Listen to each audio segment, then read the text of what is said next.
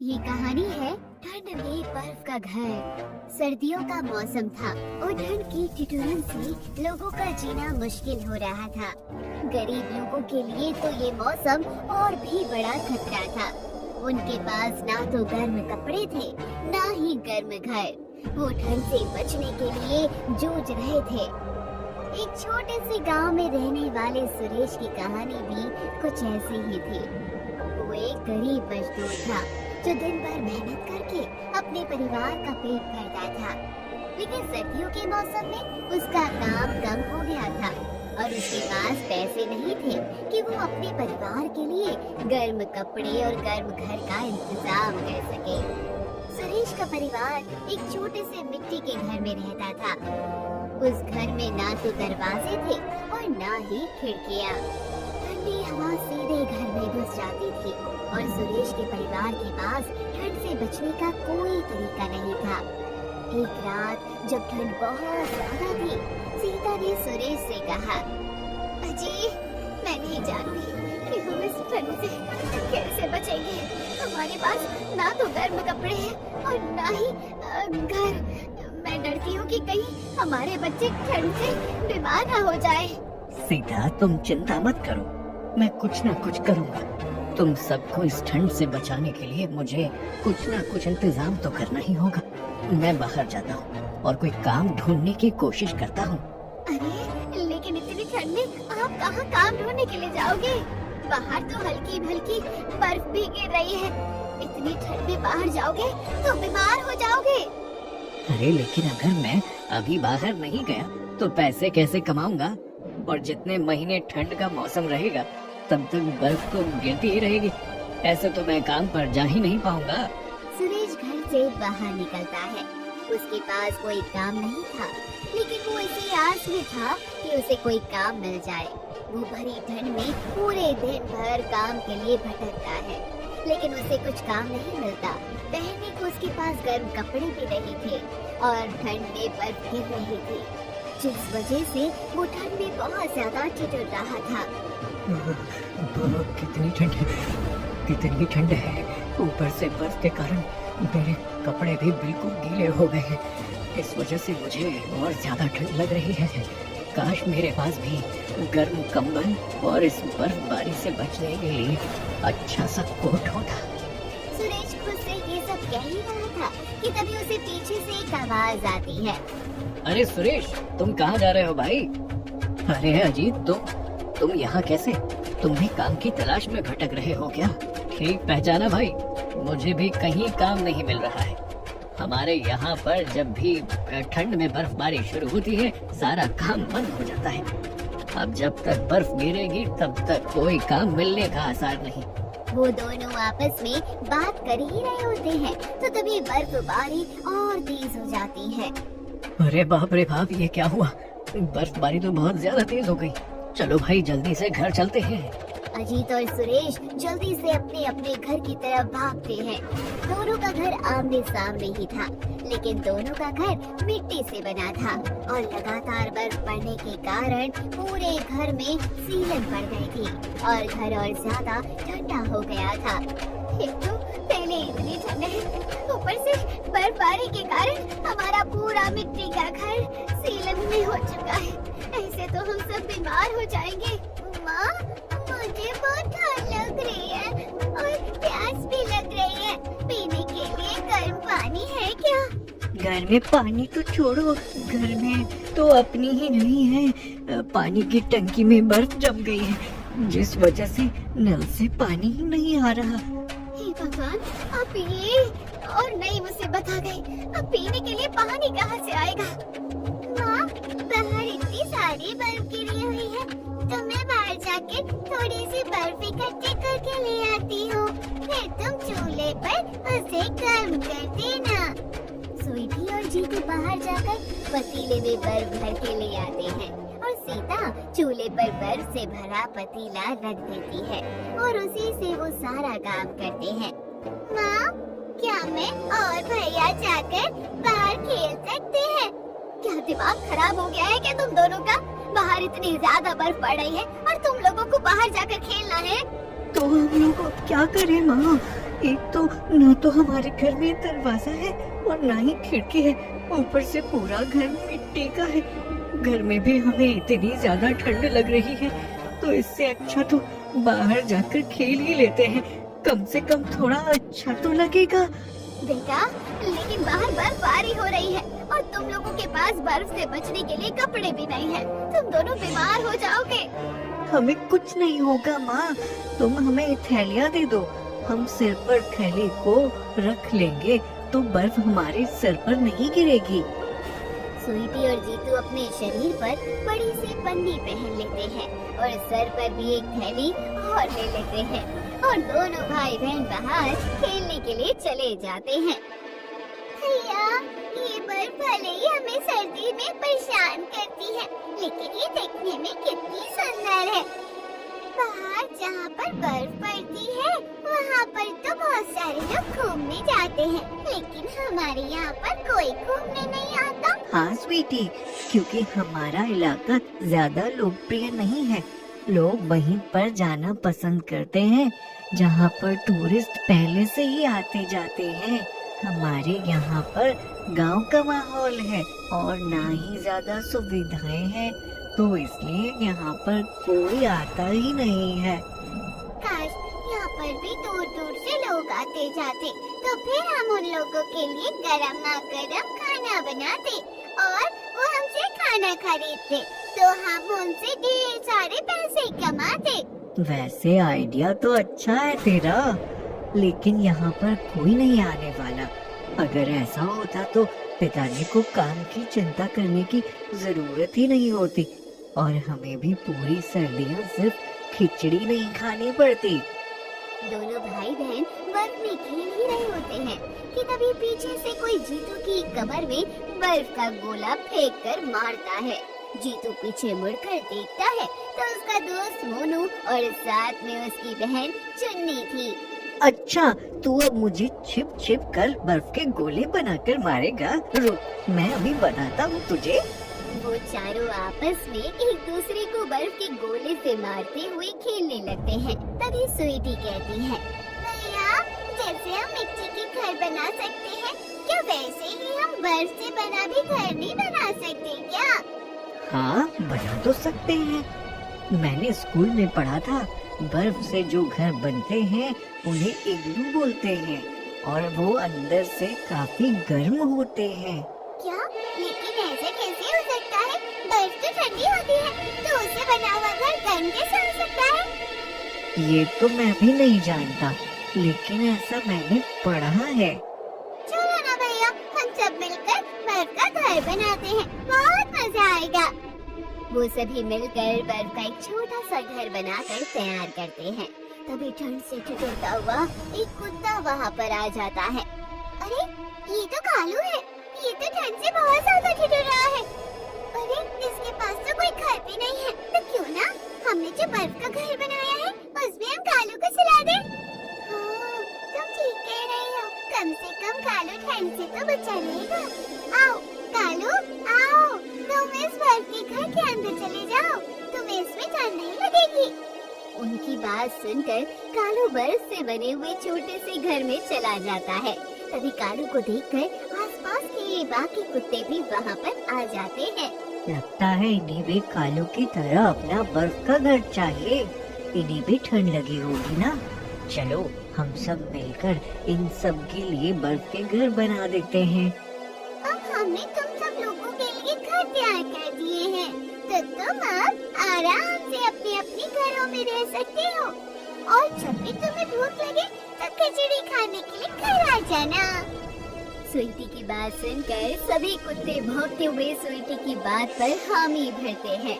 सब बच्चे उन्हें बाय बाय करके अपने अपने घर चले जाते हैं। रात होती है तो बर्फबारी और तेज होती है। समझ नहीं आता भगवान हमारी कौन सी परीक्षा ले रहे हैं। पहले ही बर्फबारी क्या कम तेज थी जो और तेज हो गई, घर के अंदर भी बर्फ गिर रही है। वैसे तो हमारा मिट्टी का घर पूरी तरह से ढह जाएगा, घर की सुरक्षा के लिए तो हमने ऊपर एक छत भी नहीं डाली है। भाग्यवान मेरे पास डलवाने के पैसे होते तो मैं छत डलवा ही लेता ना। लेकिन इस गांव में कुछ काम नहीं है और हम लोगों को बाहर कोई काम नहीं देता है। कोई व्यापार करो तो यहाँ पर चलता नहीं है। गिनती के कुछ लोग तो रहते हैं बस यहाँ पर। अरे अब ये सब बातें छोड़ो और ये सोचो कि घर को ढहने से कैसे बचाना है। पूरी मिट्टी गीली हो चुकी है और छत से मिट्टी टपक टपक कर गिर रही है। हमें कुछ ना कुछ इंतजाम करना पड़ेगा। अरे लेकिन इतनी रात को हम क्या ही इंतजाम करेंगे सीता। आज रात जैसे तैसे घर में गुजार लेते हैं। सुबह जाकर दोबारा से मिट्टी से छत की लिपाई कर दूंगा। ये सोचकर सब घर के कोने में चद्दर डालकर बैठ जाते हैं, लेकिन घर के दूसरी तरफ की दीवार बर्फबारी की वजह से इतनी गीली हो गई थी कि रात को ही वो गिर जाती है और आधी रात को वो लोग सड़क पर आ जाते हैं। अब हम क्या करेंगे जी? बाहर तो इतनी ज्यादा बर्फबारी हो रही है। पड़ोसियों के पास चलते हैं, अब तो वही हमारी मदद कर सकते हैं। इससे पहले कि वो लोग मदद के लिए अपने पड़ोसियों का दरवाजा खटखटाते, उनके पड़ोसी भी बाहर निकल कर आते हैं। अरे अजीत, तुम इतनी रात को बाहर क्यों निकल आए? सुरेश भाई, बर्फबारी की वजह से घर की पूरी छत टपक रही है। भरोसा नहीं कि किसी भी वक्त घर की छत गिर जाए, इसलिए हम तो घर से बाहर ही निकल आए। लेकिन आप सब इतनी रात को बाहर क्यों आए हो? आपके घर की छत भी गिरने वाली है क्या? गिरने वाली है नहीं अजीत भाई साहब, गिर चुकी है। अच्छा हुआ जो आप पहले ही बाहर आ गए, वरना अगर किसी को लग जाती तो मुसीबत अलग हो जाती। मगर पापा, हम लोग कहाँ पर रहेंगे? बाहर तो बहुत ज्यादा सर्दी लग रही है। बर्फ के कारण हमारे कपड़े भी भीग रहे हैं। जीतू के ऐसा कहते ही कालू अपने बर्फ के घर से निकलकर बाहर आता है और भौंकने लगता है। अरे कालू, तुम्हें क्या हुआ? तुम क्यों भौंक रहे हो? कालू जीतू के कपड़ों को अपने दांतों से भींचकर उसे खींचता हुआ अपने बर्फ के घर की तरफ लेकर जाने लगता है। मैं समझ रहा हूँ कालू कि तुम मुझे क्या कहना चाहते हो, कि तुम्हारे साथ मैं इस बर्फ के घर में रहूं। लेकिन ये तो बहुत छोटा है और तुम्हारे लिए है, तो तुम इसके अंदर रहो और मैं इसके अंदर नहीं आ सकता। भैया, हम कालू के साथ इसके बर्फ के घर में नहीं रह सकते, लेकिन अपने लिए बड़ा सा बर्फ का घर तो बना सकते हैं ना। और वैसे भी ये अंदर से गर्म होता है, और क्यों ना हम लोग अपने लिए भी बर्फ से घर बनाएं? स्वीटी की बात तो बिल्कुल ठीक है। वैसे भी हम लोगों के पास बर्फ का घर बनाने के अलावा दूसरा कोई चारा नहीं है। पक्का घर बनाने के लिए हमारे पास पैसे नहीं है और मिट्टी का घर बर्फबारी में हमेशा ढह जाता है। एकमात्र बर्फ का घर ही अब हमें इस बर्फबारी और ठंड से बचा सकता है। वो सभी मिलकर ढेर सारी बर्फ से दो बर्फ के घर बनाना शुरू करते हैं। उनके हाथ में बिल्कुल सुन हो चुके थे, तो वो अपने हाथों में पन्नियों को पहनकर बर्फ से घर बनाना जारी रखते हैं। पूरी रात मिलकर वो लोग काम करते हैं और अगले दिन उनके बर्फ के घर बनकर तैयार हो जाते हैं। हमारे बर्फ के घर तो हमारे मिट्टी के घर से भी ज्यादा सुंदर लग रहे हैं। और देखो तो सही, अंदर से कितने ज्यादा गर्म है। ये काफी आश्चर्य वाली बात है कि बर्फ जो कि इतनी ठंडी होती है, उससे बना हुआ घर इतना गर्म है कि इसके अंदर तो आग जलाने की भी जरूरत नहीं है। तुमने बिल्कुल ठीक कहा चन्नी, और अब तो हमारा ये घर बर्फ वाला कभी ढहेगा भी नहीं। अब हमें पूरी सर्दी घर की चिंता करने की कोई जरूरत नहीं। वो लोग अपने बर्फ के घर में आराम से बैठकर चूल्हा जलाकर खाना बनाते। उन्हें वहाँ पर बहुत गर्मी महसूस हो रही थी। उसी रास्ते में एक लड़का अपनी गाड़ी से गुजर रहा था, लेकिन ज्यादा बर्फबारी होने के कारण गाड़ी आगे नहीं जा पा रही थी। भैया ने बोला था कि यहाँ पर बर्फबारी हो रही होगी, लेकिन मैंने ही उनकी बात नहीं सुनी। यहाँ पर तो कोई होटल भी नहीं है। अब हम यहाँ कहाँ रुके? यहाँ पर रुकने के लिए कोई होटल भी नहीं है। अब तो हमें यहाँ के लोकल लोगों से मदद ही मांगनी होगी, वरना हम तो ठंड में जम जाएंगे। और मुझे नहीं लगता कि ये बर्फबारी कुछ दिन तक रुकेगी। हमें यहीं पर अपने रहने का कहीं इंतजाम करना होगा। हर्षित और आशा की अभी नई नई शादी हुई थी। वो अभी वहाँ के आसपास के इलाके में घूमने के लिए आए थे, लेकिन बर्फबारी के कारण गाड़ी आगे नहीं जा सकती थी। वो गाड़ी से उतरे और वहाँ पर रुकने के लिए कोई जगह ढूंढने लगे। तभी उनका ध्यान बर्फ से बने 2 घरों पर पड़ा। वो देखो हर्षित, बर्फ से कितने सुंदर घर बने हुए हैं। लगता है वहाँ पर कोई रहता है। चलो हम उनसे कोई मदद मांगते हैं। हर्षित और आशा सुरेश के घर का दरवाजा खटखटाते हैं और उन्हें अपनी परेशानी बताते हैं। यहाँ पर रहने के लिए आपको कोई होटल तो नहीं मिलेगा, लेकिन जब तक बर्फ थोड़ी कम नहीं हो जाती तब तक आप हमारे घर में रुक सकते हैं। आपका बहुत बहुत धन्यवाद भाई साहब, वरना आज के समय में तो कोई किसी की मदद नहीं करता। हर्षित और आशा वहाँ पर रुक जाते हैं। बर्फबारी की वजह से सुरेश के पास कोई काम नहीं था, तो वो लोग जैसे तैसे खिचड़ी खाकर ही अपना गुजारा कर रहे थे। सीता खिचड़ी बनाती है और हर्षित और आशा को भी थाली में खिचड़ी परोस देती है। ये खिचड़ी तो बहुत ही स्वादिष्ट है और बर्फबारी के मौसम में गर्मा गर्म खिचड़ी खाने का तो अपना ही अलग मजा है। वैसे मैंने सुना है कि पहाड़ी इलाकों में सिंदड़ू खाया जाता है। क्या आप मुझे सिंदड़ू बनाना सिखा सकती हैं? माफ करना बहन, लेकिन जब तक बर्फबारी रहेगी हम तब तक खिचड़ी के अलावा और कुछ नहीं खा पाएंगे। बर्फ के मौसम में यहाँ सब कुछ बंद हो जाता है और हमारे पास कोई काम भी नहीं होता जिसे करके हम थोड़े पैसे कमा लें। इस वजह से जो थोड़े बहुत बचत होती है उससे 2 वक्त का खाना ही खा पाते हैं। वही हमारे लिए बहुत बड़ी बात है। इसके अलावा कुछ और बनाने के लिए हमारे पास पैसे नहीं होते।